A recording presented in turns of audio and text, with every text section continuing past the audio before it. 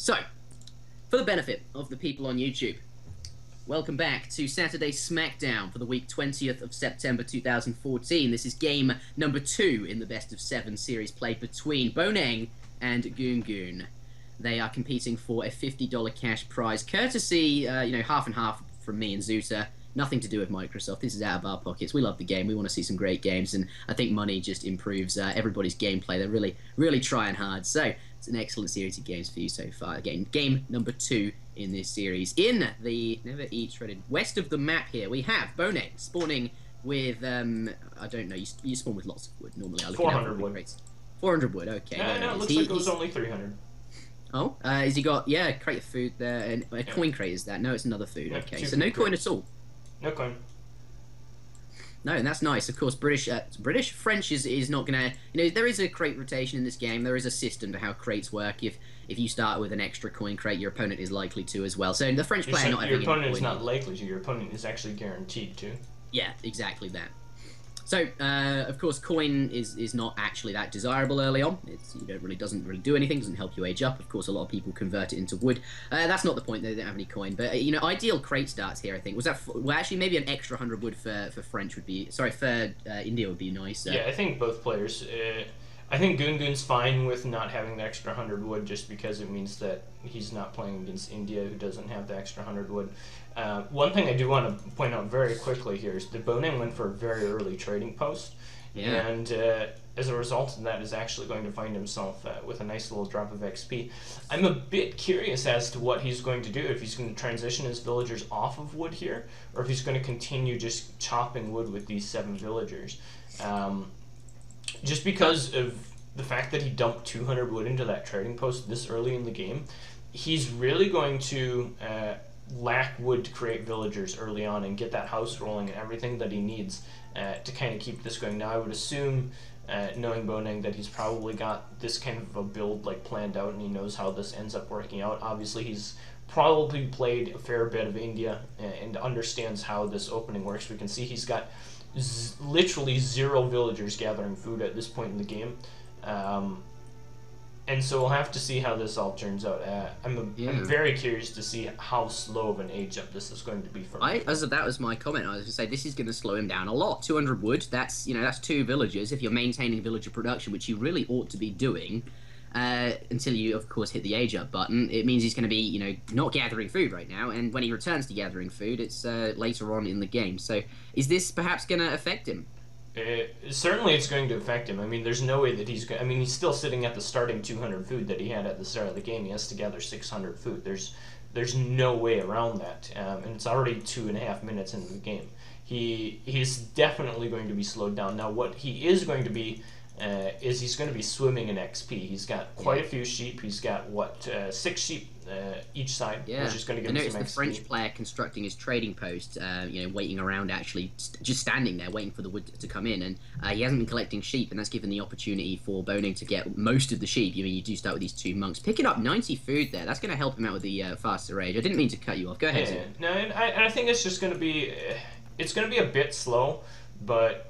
I think he'll be okay. I mean, he's not against Euro or anything, right, where he's got to worry about immediate punishing pressure. Certainly French is going to be a bit scary to deal with because they're probably going to do some sort of cav-based opening once again and likely going to try and harass him a little bit, but his gold mine is very safe. He's going to have an appropriate amount of time to get out all of his dock rickshaw coming out for India. I'm curious about that as well. And he's going to have an appropriate amount of time to get his agri fort up and stuff like that. So I think he should be able to defend his resources here. And I'm very curious to see what he's going to go for. This dock rickshaw might get spotted. In fact, I'm fairly certain it will get spotted by this scout. Well, he can't see the scout there. Purple knows... Well, Purple does not know that it's been spotted, and Blue is clearly going to see that at some point. It's just this purple blob on his mini-map. 70% aged for Goongoon here, and India, actually quite far behind. It's at 20% at the moment. I mean, he should be okay, but traditionally, I suppose India is associated with going up very quickly due to the 10-10 that you'll often see them doing, going up on 10 villager population, not building a house, that kind of thing. And do you think this is? I mean, Boneng is known for being fairly creative as well, even for someone who plays fairly standard and is fairly very high level, which is, I suppose, often associated with standard. But is this something that he, is playing on? He knows that maybe you're not going to have to. Since you do usually age up so quickly, you're not going to have to worry about aggressive. But too bad. Having said forward that, racks. I'm actually a bit nervous for him. His gold mine is a bit exposed. India doesn't have any units aside from the Rajput which don't cost gold, meaning the defense of that gold mine will be fairly critical. Is building some preemptive walls here, which I do like quite a bit.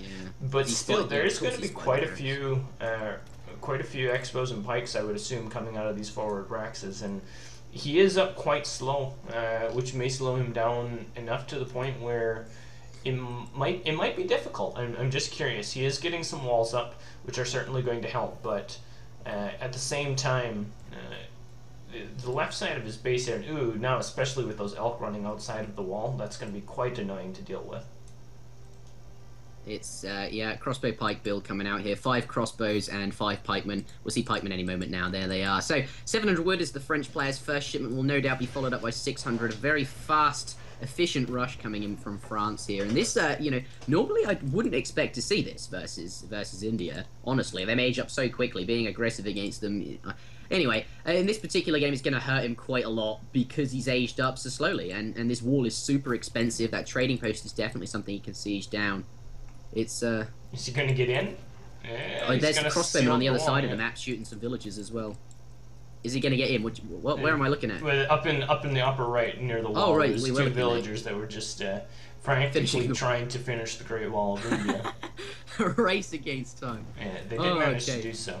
And nice getting that wall up is actually going to be fairly significant in the overall course of this game, just because it's going to buy him so much more time. The Agrafort's kind of be able to shoot at everything along the perimeter of his base.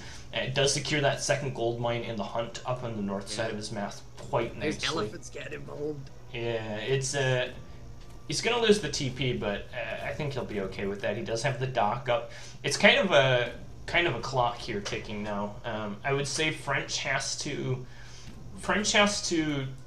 like make a very swift decision here as to what he's going to do. If he's going to continue trying to do this mass and just crush his opponent in the second age, or if he's going to try and advance. And he's very quickly got to make that decision, and doesn't really have a lot of room for error, because if he makes the wrong decision, he might find it very difficult to apply some pressure. And I think aging might honestly be a little better here, just because it's going to be really tough to actually punish this. There's just so many resources now secured here in the back of Boneng's base. Those Gurkhas coming out, yeah, of the course. Gurkhas are going to be able to obviously punish the pikes in their lack of range. They counter everything here. They've got so much range, and they don't even have to worry too hard about kiting because they're behind a wall, though that wall is very low hit point, naturally picking off 2 of the Gurkhas there. Yeah, now he's coming in. Is he continuing the pressure here? No, he sent 4 villagers. If he was going to continue the pressure, we might I think he's going to see continue the push here at this point. Doesn't look like... looks like his macro's a little bit off, unfortunately, just because his resources are... He's stacking a lot of food, yeah. Yeah, he's got a lot of food. 900 food up here. Which made me curious. I was maybe thinking like we would see a 700 gold shipment or something. Crossbows and pikes are certainly... It's just arrived, 700 gold. Yeah, there it is.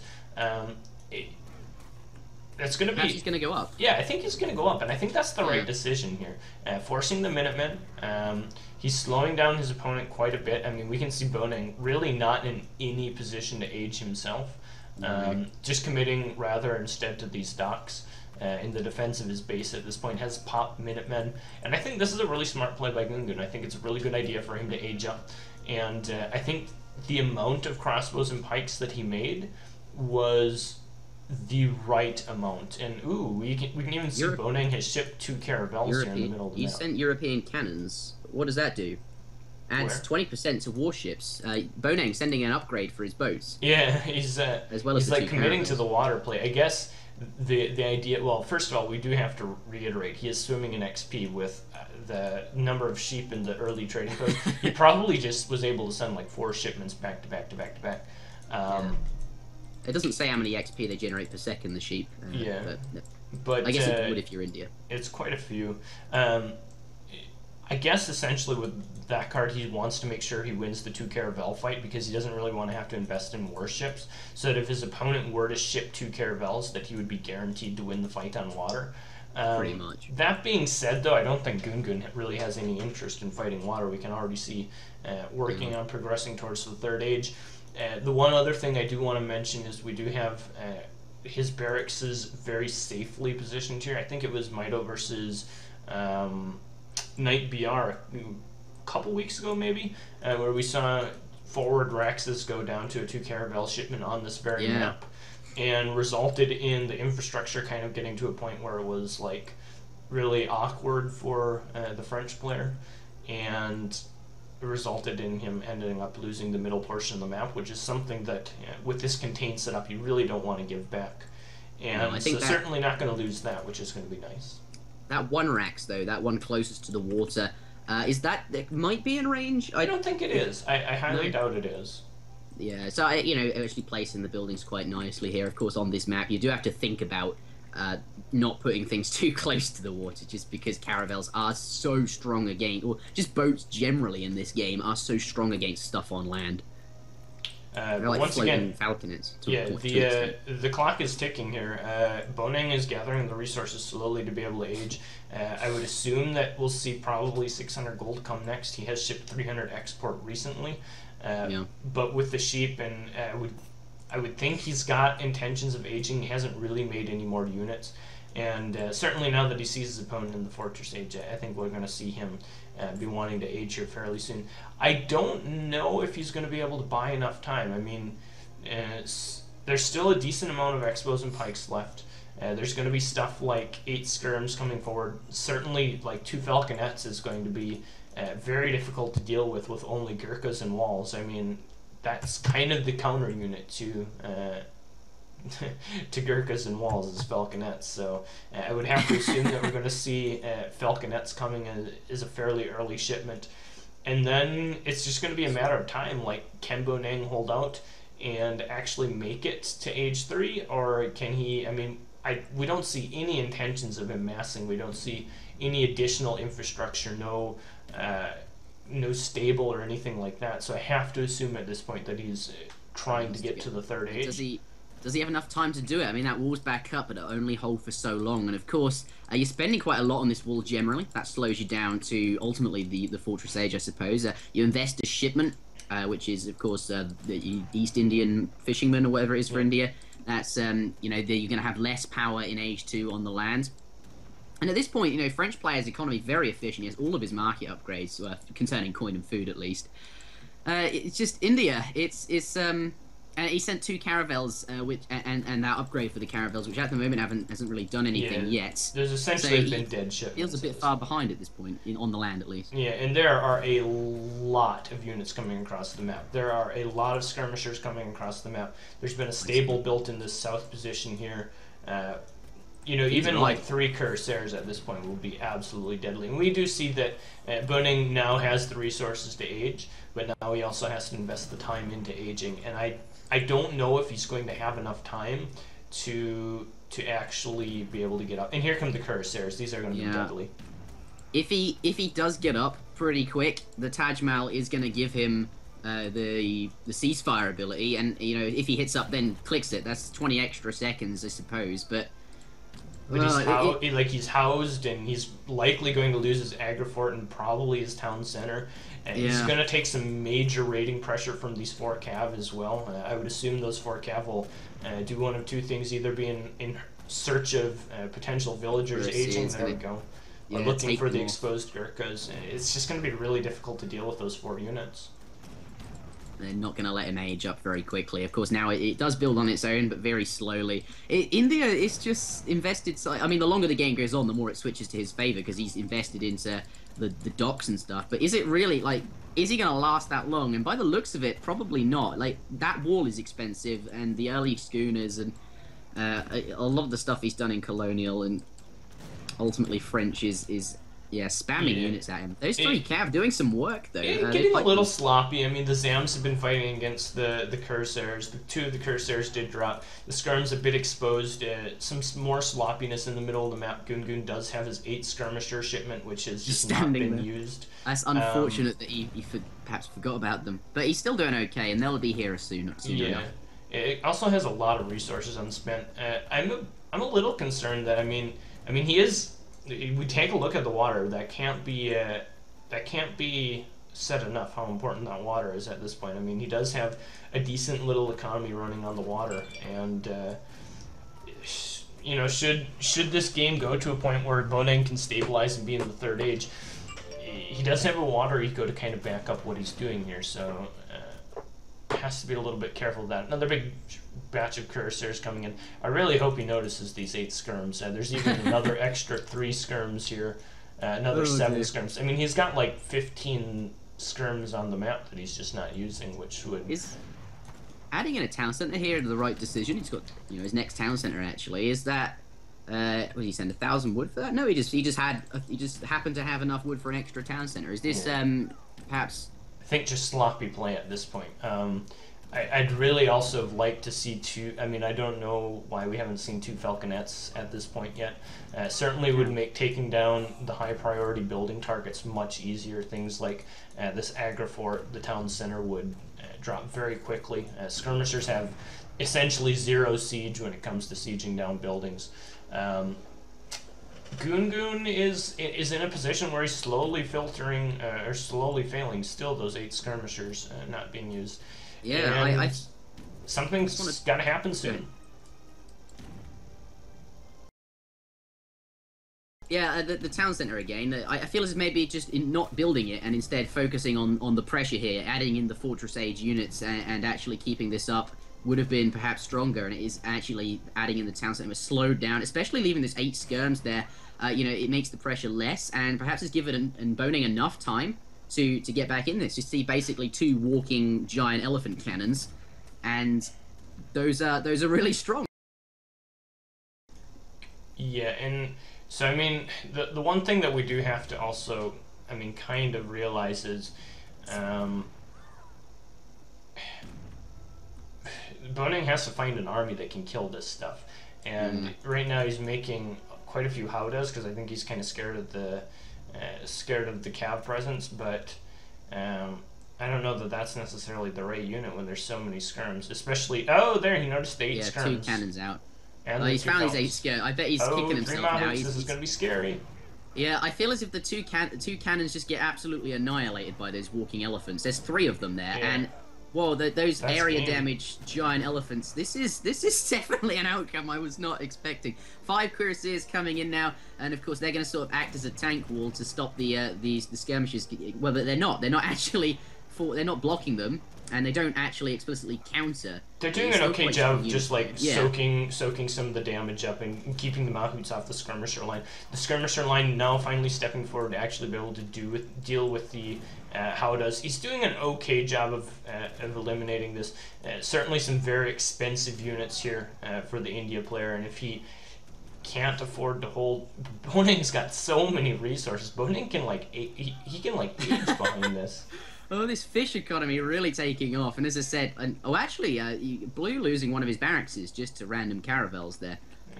Yeah, this fish economy, though, as I say, the longer the game goes on, the more it shifts to... Boneng's up. He's committed to this industrial base play. I don't know that this is necessarily the way I would have...